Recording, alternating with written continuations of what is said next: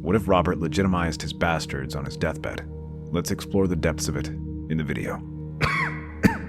Ned, how are my children? The ones outside the Red Keep. Robert,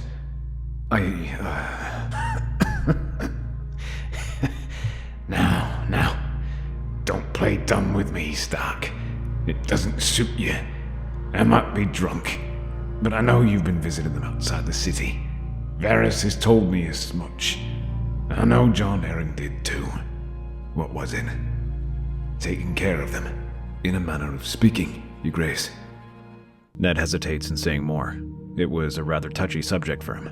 A part of him wished to bring it up now and tell Robert about his bastards, and yet, as he watches his friend cough and groan, looking very much on death's door, he finds the words dying on his lips. Did he truly wish to aid the suffering of a man in this state?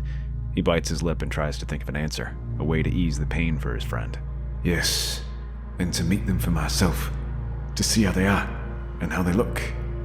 They are quite different. From Joffrey, you mean? I suppose they had the advantage of not having a father like me. It's good, though, that they are being taken care of once I'm gone. They're good kids, you say? Ned nods, and there is a strange twinkle in his friend's eye, a glimmer of understanding, as if he caught something that his friend had suggested. Yet at the same time, it seems like Robert's gaze is elsewhere. For the first time in a long time, Robert thinks of his children, not just those with Cersei, but all of them. He thinks of the times he had spent with Maya during his time in the Vale, and wishes to have brought her to court. He thinks of young Edric, and what Sir Courtenay says about him. That boy is growing up to be strong and brave, and he may become a fearsome warrior when he is 20. Then he thinks of his own children, Tommen and Myrcella.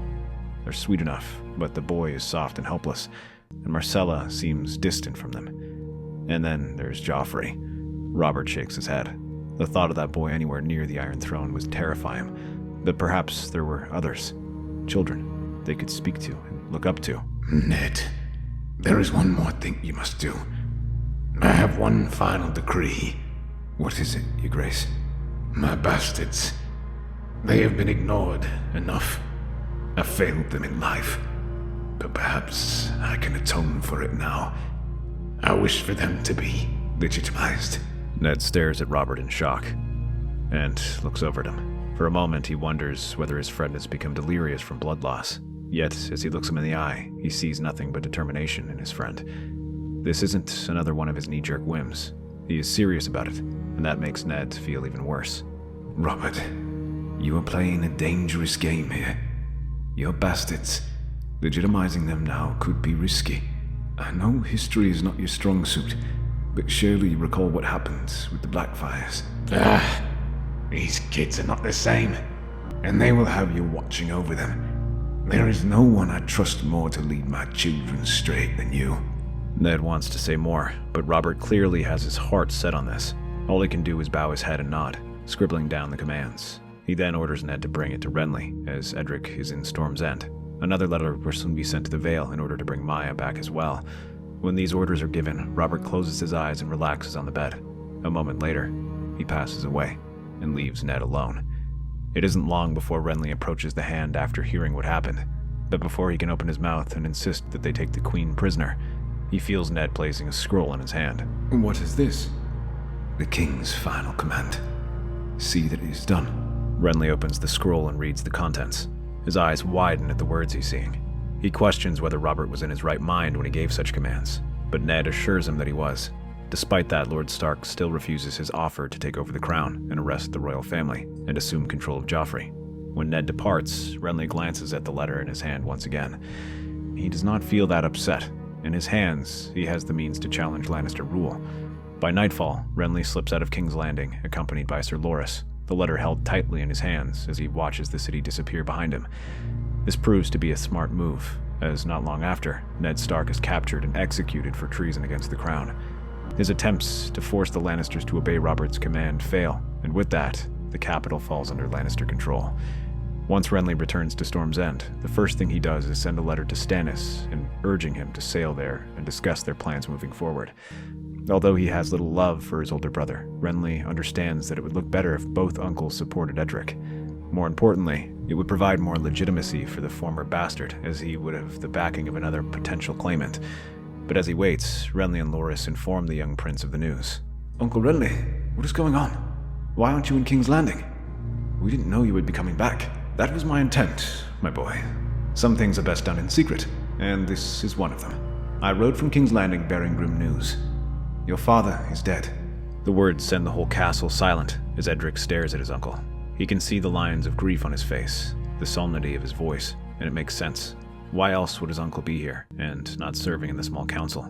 But after a moment, Renly pushes a piece of paper towards him. This was your father's last decree. He wished for you and all his other children to be raised up as one of his own. You will not be a bastard anymore, but a true-blood Baratheon. When Edric hears this, his heart pounds into his chest like a hammer. The boy cannot tell whether he should sit down or stand up straighter, but as he reads the letter for himself, he cannot help but feel his body shake. He, a true-born son of Robert Baratheon. He had long been proud of carrying the blood of a king, but now he truly stands as a prince. Does this mean we should march to the capital? Unfortunately, things are not so simple. Nephew, ask yourself this. Why would he do this now, when he has a true-born heir in Joffrey? It must mean he wishes for you to take the throne instead. Look, he mentions you by name, but why would he not want his son to rule? Because the situation is complicated.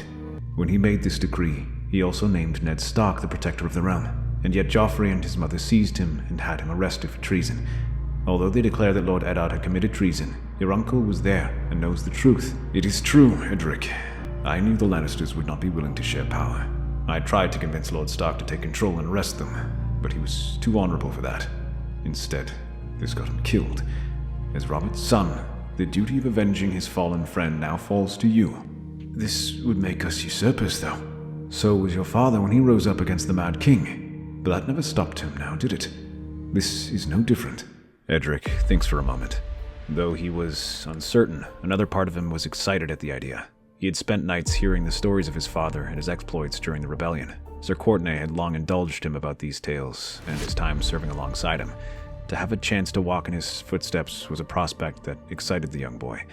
He looked over at them and pictured himself upon the battlefield like King Robert, with a hammer in his hand, a voice that could move entire armies. He soon agrees, and Renly makes preparations to march out. He calls his banners and awaits Stannis' arrival. The Lord of Dragonstone has not issued any response to his arrival, but they hear whispers of activity on the island. In the meantime, he has his nephew meet with the Stormlords, who arrive one by one. Edric dines with Lord Eastermont, hunts with Lord Bryce Caron, and meets with Selwyn Tarth. Houses Morrigan, Connington, and Buckler arrive bearing gifts, and they all say the same thing. Many of these lordlings are charmed by Edric's personality. He is courtly and has similar charisma to Robert. Many whisper that he is the spitting image of Robert, and they might grow up to be just like his father. For the young boy, he eats this up, drinking in the adulation they give him, and becomes more determined to prove himself. As he watches this, Sir Courtenay smiles at him. You're a good lad, my prince, but be careful not to get too excited by their praise. Courtesies in a hall mean little on the battlefield. You will need to back it up with words when the time comes. The knight is assigned to be Edric's protector, while Renly guides him through the court. Rather than discouraging things, though, he tells Edric to enjoy the crowd's attention. A king must be courtly and well-liked, else no one will follow him. This means knowing how to speak to his lords, laughing at their jokes, and winning them over with charm as well as skill. His reach soon extends past the Stormlands, as Renly sends overtures to the Reach with Sir Loras. He suggests marrying Edric to Marjorie as part of their alliance. Many of the nobles already support the Baratheons, such as House Florent, but this proposal convinces Mace Tyrell to act and begin marching his army to Storm's End to rendezvous with Renly. At the same time, men spot ships along the shores bearing the sigil of Stannis. The Lord of Dragonstone does not bring a strong army with him, just a few thousand men. But he has the royal fleet and his support. Renly braces himself for a tough negotiation with Stannis, showing him the command of Robert and telling him that he means to back Edric. To his surprise, Stannis readily agrees to this plan. Legally speaking, Edric's claim is stronger than his, and he will not oppose that. Stannis brings news far more important than any army. He shows the investigation he and Jon Arryn conducted regarding Joffrey. These include the notes he had taken during the late hands last weeks, where he had visited Robert's bastards, and this had led him to the conclusion that none of Robert's children are truly his own. Of course, the evidence is flimsy, and there is no definitive proof. Yet the implication is enough.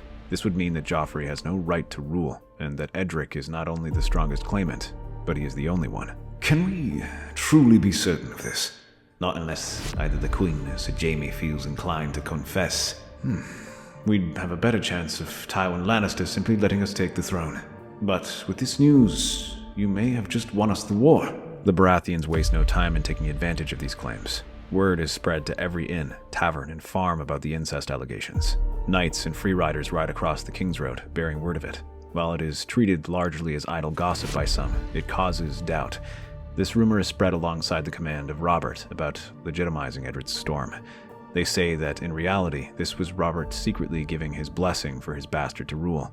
Renly pays a small army of bards to share the stories of how the king was secretly trapped under Lannister rule, and by doing this, he gave secret commands to place his true son on the throne. Many of these stories are ridiculous, and the Lannisters consider them little more than wives' tales. Yet, it is because of their ridiculousness that people listen. Renly understands the power of a good story, and commissions songs and plays of it.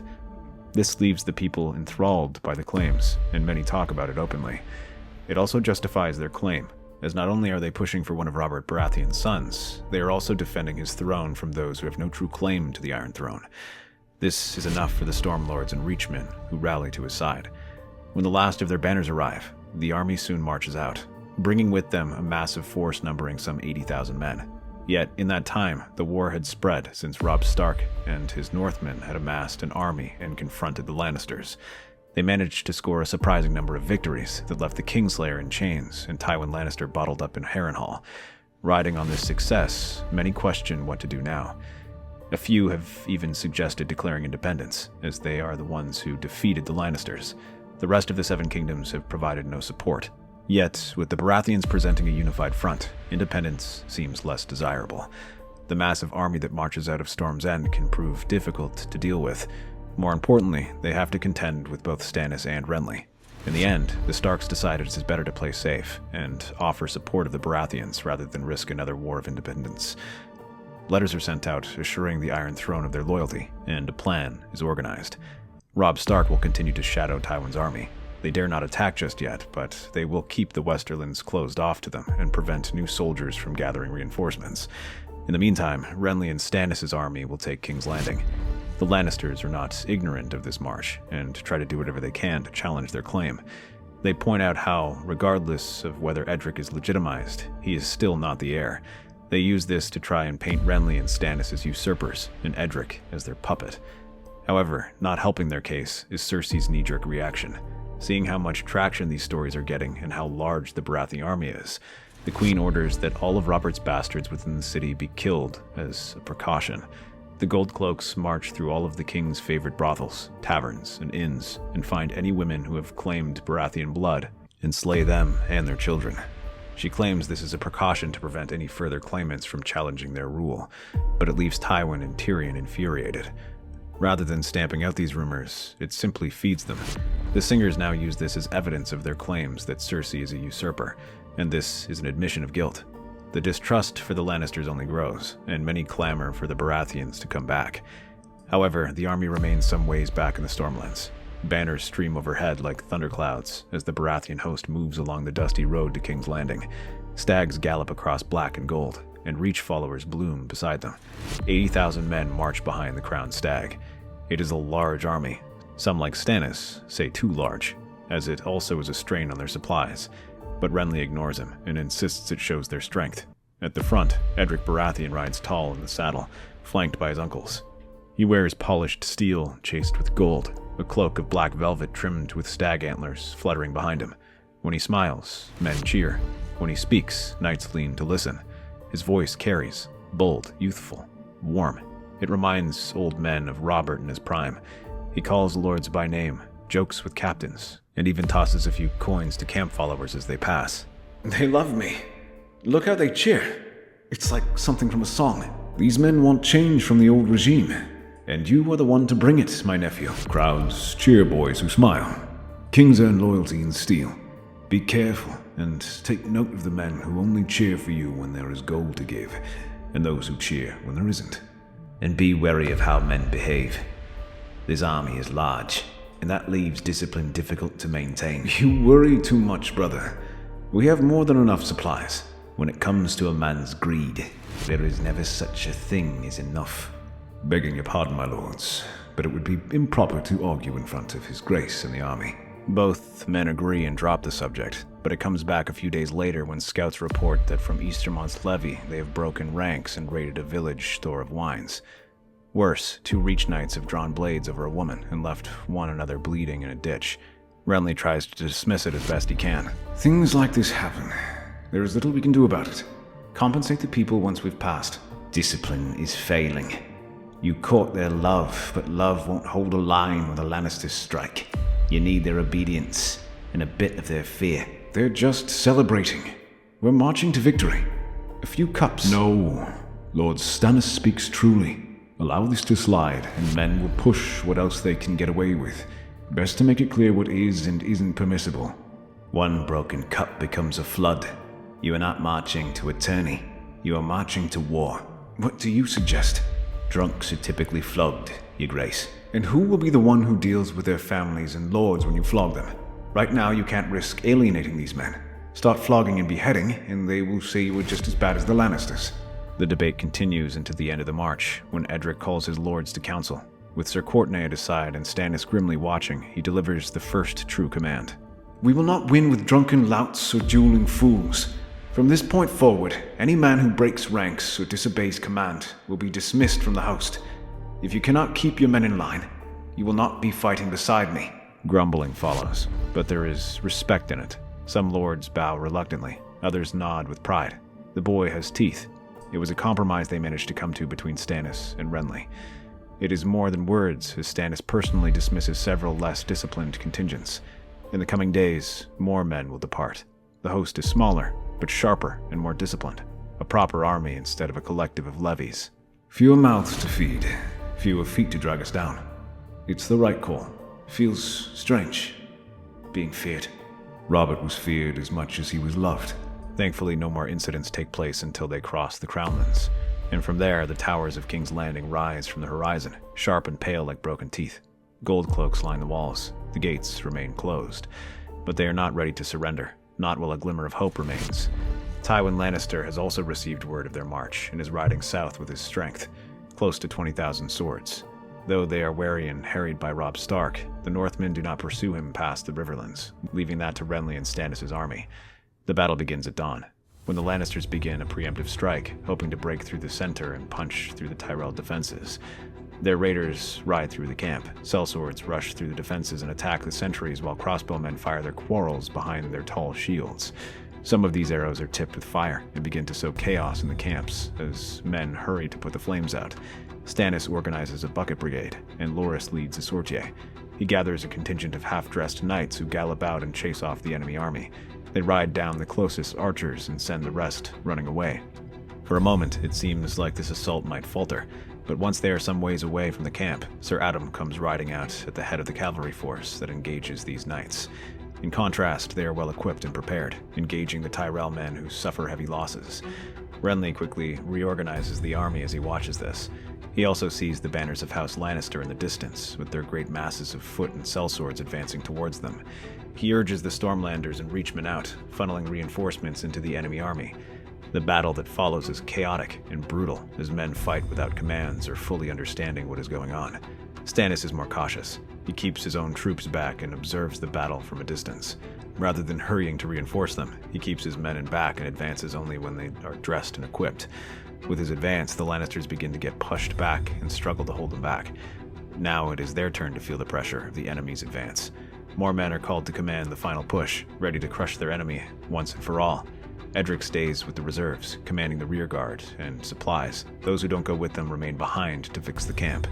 But what they do know is that a small force of Westermen advances from the side and strikes at their flank. Yet, these men are not interested in joining the battle. Instead, these troops focus entirely on Edric. Guards rush into formation. Edric draws his warhammer for the first time in battle, heart pounding. The enemy crashes into them like a wave. A man-at-arms swings down at him. Edric ducks, swings down at his side, feeling the jolt of steel biting flesh. The man topples. Another comes, and Edric turns, barely parrying a strike that cuts into his shoulder. This allows Sir Courtenay the chance to cut him down. Blood soaks his sleeve, but Edric grits his teeth and pushes forward. Courtenay fights beside him, roaring orders, blades singing as he organizes the guard. The reserve guard holds just long enough for the reinforcements to pour in. Reach halberds and Stormlander archers, under the command of Sir Andrew Eastermont, return and swarm the enemy flanks. Within minutes, the Lannister ambush breaks and scatters. A cheer rises behind Edric.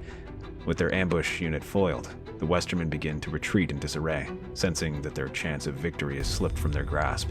But as they withdraw some distance away, the northern host arrives. Robb's army slams into Tywin's weakened flank. The Lannister lines, already stretched and bleeding, shatter like glass. Tywin Lannister retreats. His rearguard dies to a man. Yet he is chased down by Roose Bolton and eventually killed by a spear to the side. Later that day, Edric sits on a barrel, his arm wrapped in bloody linen, watching smoke rise from the battlefield. Around him, soldiers sing, drink, and cry. The price of victory hangs in the air, bitter and real. You fought bravely. Now that was a victory. I cannot tell you how long I've waited to do that to Tywin Lannister. Stannis nods once. Courtenay stands at a distance, arms crossed, watching the boy with something like approval. Before nightfall, the gates of King's Landing creak open. Without their army, the Lannisters in the city break. Men loyal to the Baratheons, calling themselves the Antler Men, break open one of the city gates and open it for them. Edric rides beneath the wall, hammer raised, cloak torn, the cheers of the city washing over him like rain. The boy king, born of a storm, rides into the Red Keep, not as a bastard, not as a pawn, but as a Baratheon. Cersei and her family are all detained. The queen is executed for her crimes, but the children are a thornier issue. Edric hesitates as he looks at the children. Joffrey is a bit younger, and Myrcella and Tommen are just children. In this matter, Stannis and Renly are united in their belief that they cannot be allowed to remain. They are a threat to your rule. So long as they live, there will be those who believe they are more fitting to sit the Iron Throne than you. They didn't seem that way now. That is today, young prince. But tomorrow is always a different matter in politics. You would be wise not to assume these lords always keep faith. Many others urge him to do the same, saying that it is the only way to ensure peace, but Edric hesitates. It was one thing to kill a man on the battlefield who was trying to kill him, but this feels wrong. He drags his feet on the matter and orders that they be confined to their chambers until he decides their fate. The only one he agrees to is Joffrey, due to his violent nature, but the others seem to disapprove. Renly smiles and jests, but he can see the hint of judgment in his eyes. Stannis is more vocal, reminding him that if he truly wishes to rule a realm of peace, it will require him to make hard decisions. Thankfully, he does not need to act immediately, as he can first focus on Robb Stark, who immediately pledges his banners to his cause. The young wolf bends the knee along with the Northmen and Riverlords. The Westermen also see no further reason to fight now that Tywin is dead and join them. This leaves practically the entire Seven Kingdoms in the fold. Those few who remain, like the Iron Islands, are easy enough to deal with. The Vale and Dornish also send ambassadors, ensuring their continued loyalty, bringing the War of the Five Kings to an end. While the children are spared, the same is not true for the rest of the small council, which is scrubbed clean of the old guard. Instead, they are replaced with Stannis becoming the Hand of the King and Renly protector of the realm. At the same time, Sir Courtenay becomes the newest member of the King's Guard along with Sir Loras, and Melisandre becomes Master of Whispers. Yet while the realm turns to rebuilding, many of the new problems emerge.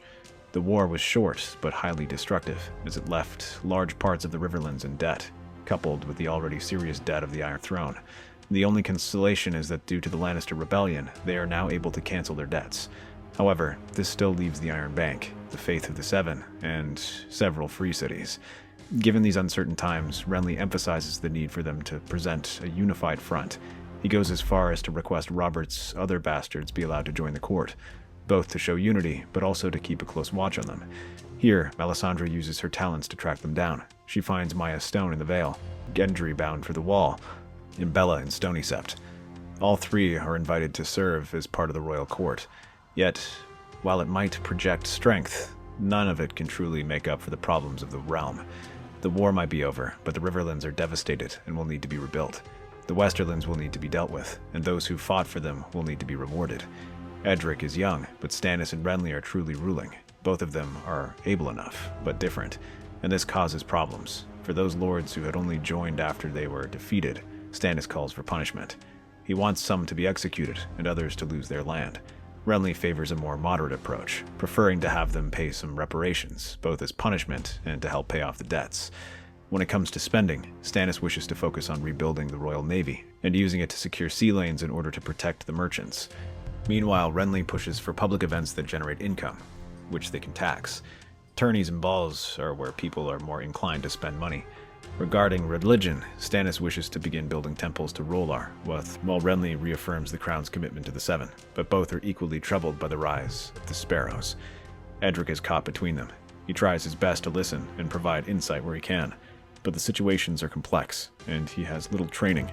Both brothers try to advise him, but both pull him in opposite directions. Renly encourages forbearance and charm, Stannis sternness and justice above all else. The only one who can keep the peace is Ser Courtenay. The knight has served with both men, and they respect him enough to defer to him, not just as a mediator, but also in watching the young king. While they try to rule the Seven Kingdoms, the Knight of Parchments ensures the boy attends his lessons and learns to be a king, but also to be able to live his childhood. As he watches the two brothers squabble over the ruling, he sees the young king's desire to prove himself. Sometimes it seems like those two never grow out of their childhood feuds. Don't be so quick to be like them, else you end up quarrelsome. Your time will come, Your Grace. So Ser Courtenay has Edric continue his lessons in court, learning histories and mathematics alongside riding and how to use his hammer, but he does not do so alone. Though circumstances have brought them here as strangers, Courtenay ensures that time will make them siblings. The other bastards, Gendry, Maya, and Bella, are all given a chance to have their education and are treated no differently than the young king. He ensures that they are tutored and learn to read and write as well. He has Gendry and later Maya train in the yard, though Bella refuses such things. He refers to them as prince and princess, acting as if they were always nobles. He has members of the Kingsguard do the same, and has them protect Edric's siblings as they do the king. This is both to ensure their safety and to keep an eye on them. If someone talks poorly of the royal bastards, the Kingsguard lets him know. The Quill Knight knows how poorly bastards are seen in court and tries to protect them as best he can. The king had declared them his children, and that is enough for him. Those from the previous regime, Sir Balon Swan and Aerys Oakheart, are both eager to prove their loyalty, and the new knights that Renly and Stannis appointed, Relyn Storm and Gyard Morrigan, and Andrew Estermont, all do the same once Sir Loras agrees. Although awkward at first, the young king slowly wins his siblings over. He does not mistreat them like Joffrey, but talks to them as if he were their friends. It was one of the things Ser Courtenay said Robert liked to do. Even Sir Loras grows fond of the young king, helping him improve his skills with the sword and showing him how to joust. But he does not just let him speak with the young knights. Alongside Grandmaster Pylos, he has Edric attend dinners and events with some of the older men to learn about politics and ruling from the likes of Matthias Rowan and Lord Eastermont, and military training from Randall Tarley. As he dines with them, the constant question that Edric asks is about his father. Many of these lords had served with him, and before that, some had fought with him during the rebellion. A few even fought against him, but the stories they say are true. Robert was a monster on the battlefield, a brilliant commander, and a jolly fellow to get drunk with. There is no shortage of tales of his exploits, from defeating renowned knights, winning hopeless battles, or his regular visits to the brewhouses. Edric listens to all of this and finds himself enthralled by these tales. Yet when it comes to his time as king, there is a more awkward note. They still speak of his open-heartedness and magnificent public events, but no one commands on anything else. No one except those closest to him. Among his siblings and cousins, all of them are far less flattering. Maya can barely remember Robert. She has vague memories of him in her youth and the odd letter when she grew older, but her father may well have been a phantom. Gendry says that he occasionally received money from the Red Keep for his apprenticeship, and that the man who visited him was not Robert, but Jon Arryn. Truth be told, he has more fond memories of the Hand than he ever did the king. Bella is no different. She always listened to how the women in the Reach sheltered Robert during the Battle of the Bells. He had been kind to them and chivalrous, and when they left to fight, he was a monster. And yet, her mother had never had any stories of him after that. Edric tries to defend Robert as best he can. He makes excuses and explanations for his actions. The king could not be seen with his bastards, lest it insult his wife. He may have been too busy ruling, or he had secretly sent them gifts without them knowing. Yet even Shireen agrees with her cousins. My father served in Robert's small council for many years. He often returned from meetings frustrated. He often said that Robert ruled by his whims rather than his wits. doesn't sound any different than how he treated us. Perhaps it was simply a disagreement. Our father was different than Uncle Stannis. He always paid attention to me. He always talked and trained with me. Your situation is different, Edric. Your mother was my aunt, and a noble from the Reach. King Robert couldn't ignore you. He had to recognize you where the Florents would take it as an insult. It's why you were raised in a castle. Figures. When it's between them, they make a whole song and dance to preserve each other's honor. Yet when it's us, we're lucky if we get to scrub the stables. Or say that we have their father's eyes. However, his uncles are no better. Renly actually laughs when he hears some of Edric's excuses. Working too hard. Didn't realize that whoring and feasting counted as running the kingdoms. Your father was an excellent warrior, and when it came to war, a good leader. But he never had an appetite for ruling. To him, it was always a chore. These claims hurt Edric, but that isn't the worst of all. The most hurtful comes from Marcella. Unlike the others, she has no baggage of the king. No reason to disparage him, and yet her words are no different. He rarely spent time with us. Yes, we were together, and he was with us, but we were never close. Robert would much rather be in the company of his courtiers. He would hunt and feast, leaving for days at a time. If we were lucky, he might send us the occasional gift. But aside from that, I wonder whether he truly remembered he was our father. She says this without malice, without hatred, simply resignation, as if she had that truth long ago. Edric sits quietly, his face falling as he stares at the dirt. His mind goes back to his father. He imagines his father, the gallant war hero, the laughing king, and yet now he begins to see what that truly means. The man behind the laughter, behind the victories. It is an image that he dislikes. Marcella notices this and places a hand on his shoulder. She offers him a smile, and then an embrace. He wasn't all bad. But if he were, why should so many people love him? Why would people follow him to war? But he was a king. So? Kings aren't perfect. No one is. If they were, my brother wouldn't have been king for half a year. Edric doesn't know what to say. He looks at Marcella, still crestfallen, and yet a part of him is relieved, like a weight off his shoulder has been lifted.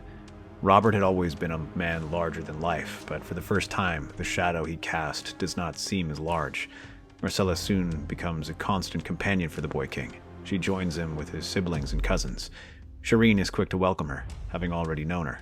The others find it a bit awkward, but soon warm up. And yet, her addition proves controversial among the court. Even Sir Courtenay is wary of them. She is still a Lannister, and the spawn of Cersei and Jaime. Many would sooner have her and Tommen on a pike, but Edric hesitates. He was always hesitant about that, but now he grows even more certain it was wrong. He thinks back to his father, who had been one of the few things that he had remained firm on. Heroes don't kill children, and he agrees. It is this hesitation that concerns many. They whisper about a resurgence of Lannister power. A few more of the more paranoid voices even suggest that Marcella is looking to corrupt Edric as Cersei did to Robert.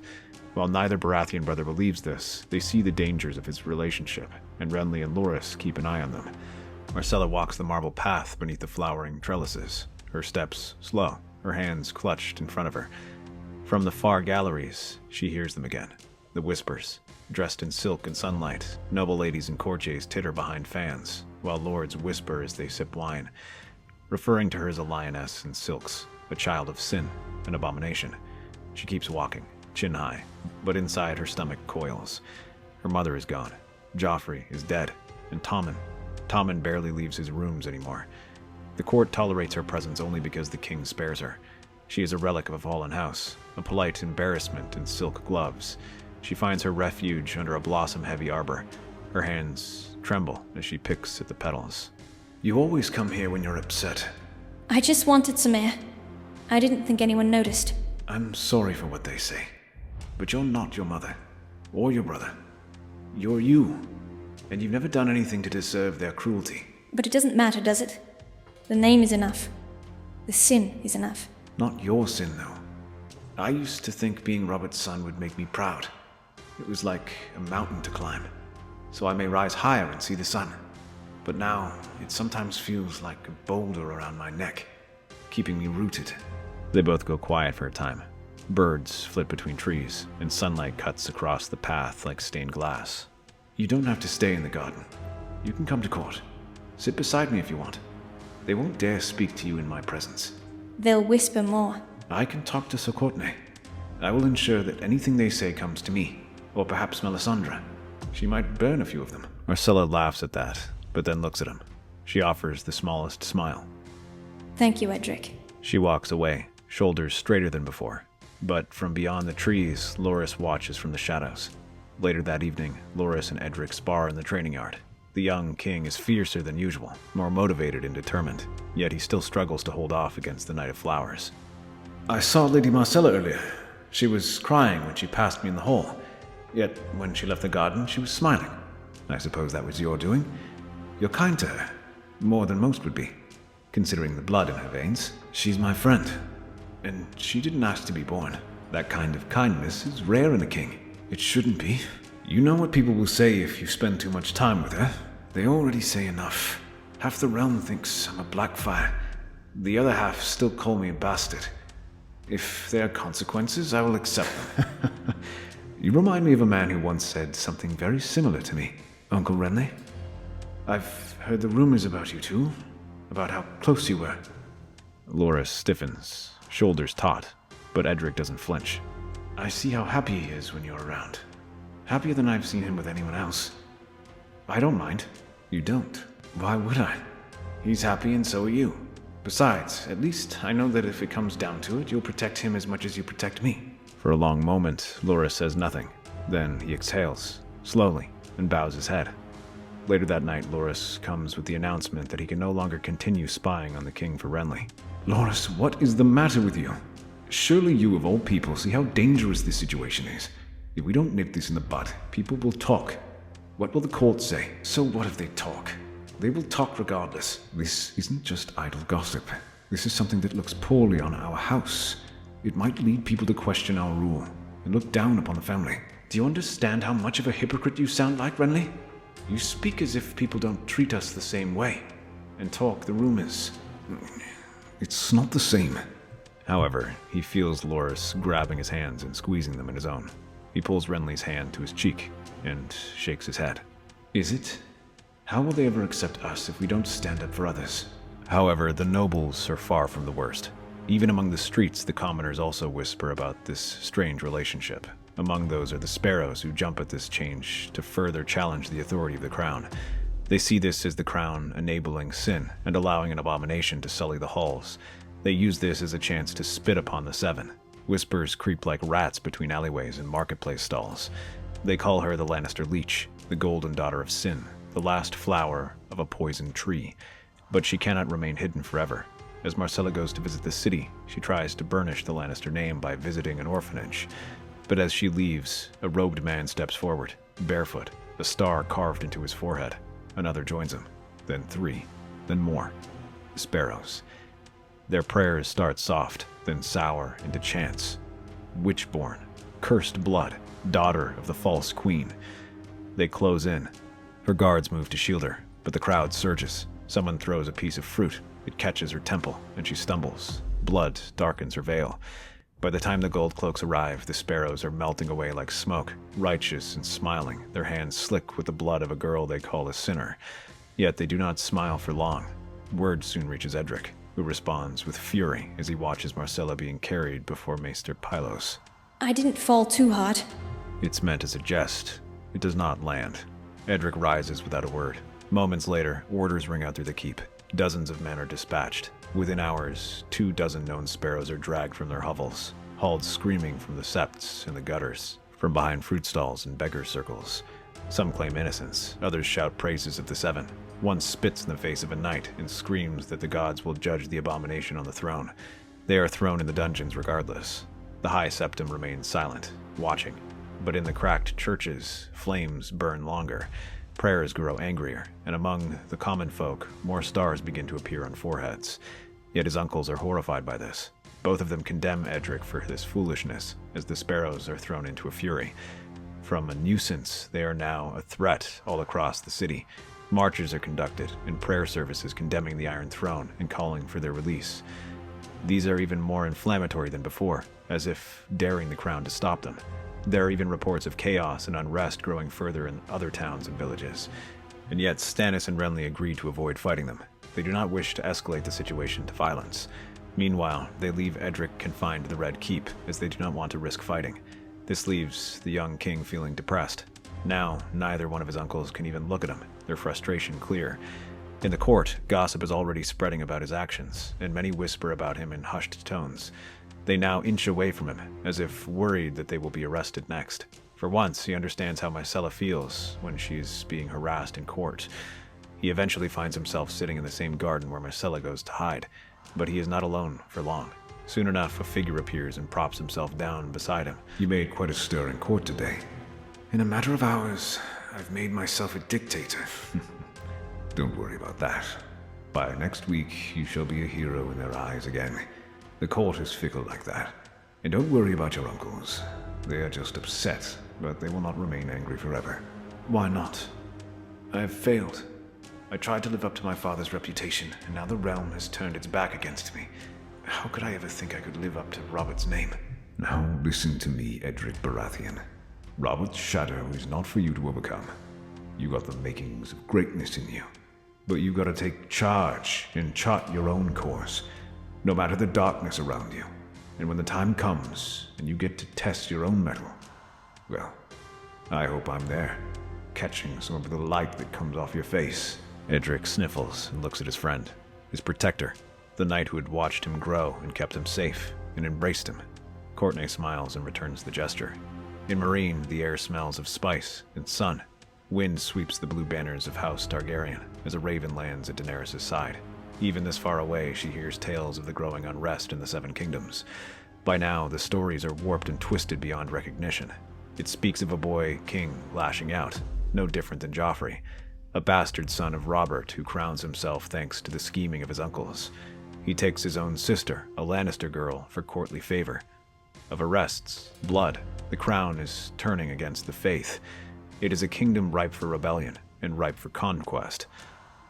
And Daenerys turns her gaze towards her guests, the Dornish ambassadors who have arrived shortly before this, and offers an alliance. Dornish spears in exchange for marriage.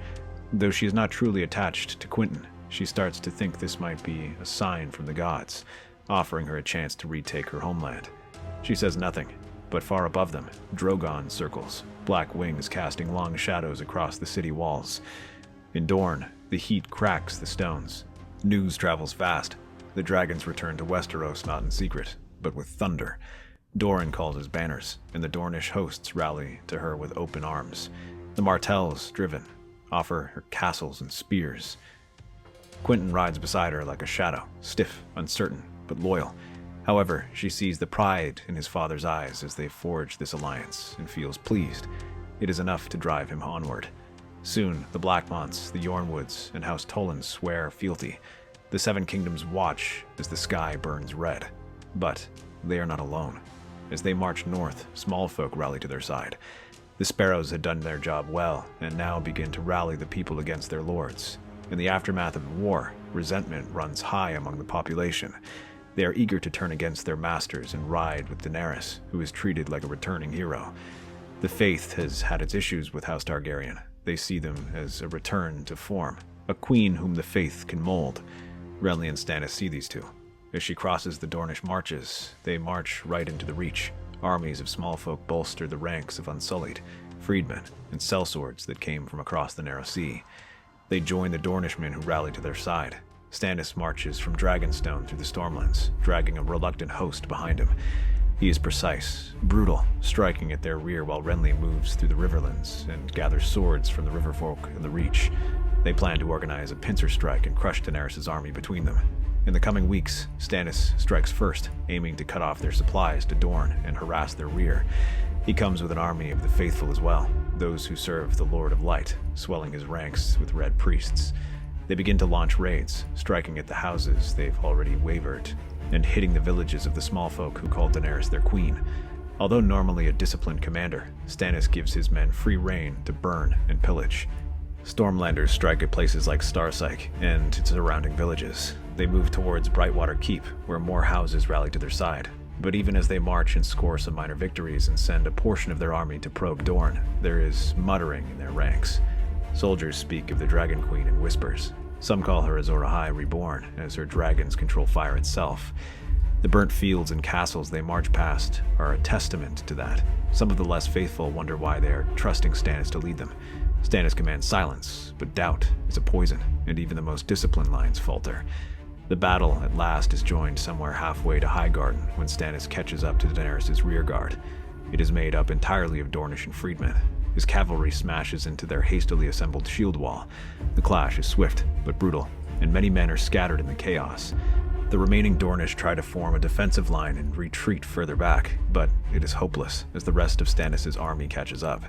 Sellswords run them down, but they do not run for long. In the distance, Dothraki riders hurry back to reinforce them alongside light Dornish cavalry.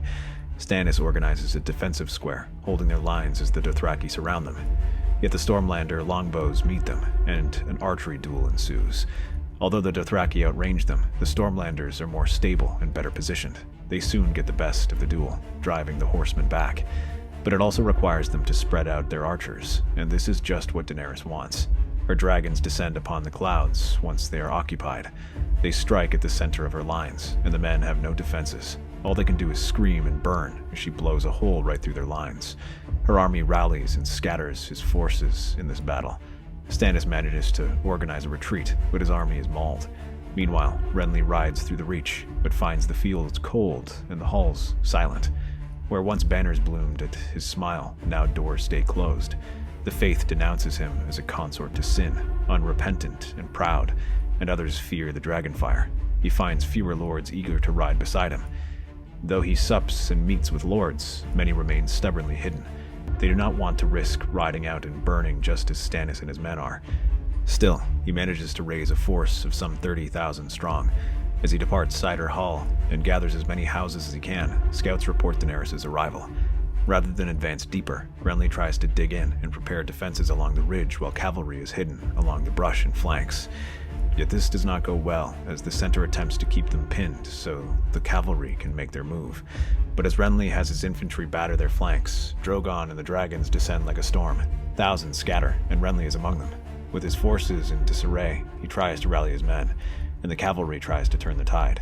However, they are scattered, and Loras, who commands the right flank, is the only one to escape in good order. News of this failure reaches the capital and sends panic among the people. The dual failures leave the Reach vulnerable. Though both Stannis and Renly are reforming their battered host, their strategy is a failure, and they cannot risk it again.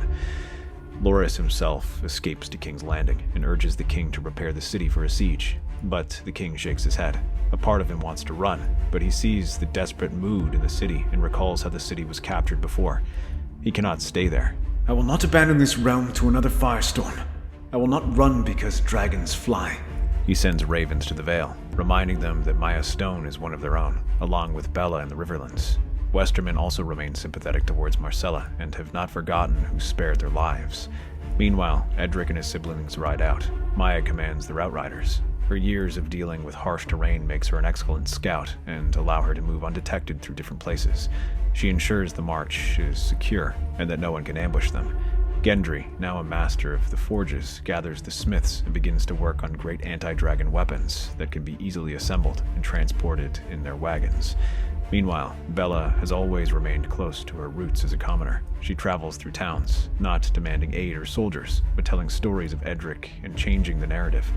Rather than having it only be the king and his house, she talks about the commoners like Maya, Sir Davos, and Gendry, who have risen high under Edric's rule, and she shows he is a man who recognizes talent.